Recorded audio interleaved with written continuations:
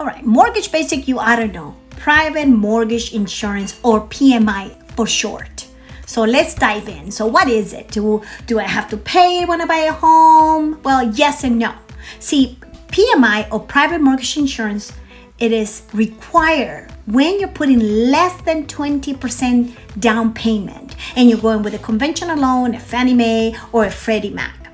Now, when you're putting less than 20% down payment of the purchase price, the lender is going to require for you to have this additional premium in your mortgage payment, and that is private mortgage insurance. Now, this premium is just a protection for the lender against default.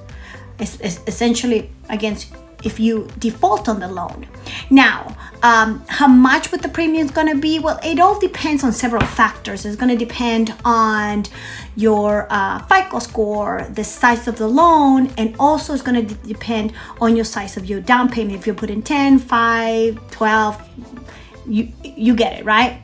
Now, it is important for you to note that if you have 20% equity, in other words, if the house that I'm buying right now for, let's say 400, and after a couple of years now is worth 480, well, you can request the lender to remove the mortgage insurance, right? The private mortgage insurance. But other than that, in the meantime, you will have that premium in your mortgage payment. Now, what would you want to have an additional premium in your mortgage to begin with? Well, see, for a lot of people, it's not realistic to put 20% down payment. So private mortgage insurance, even though it's not an insurance to protect the homeowner, it's just to protect the lender's interest against default of the mortgage.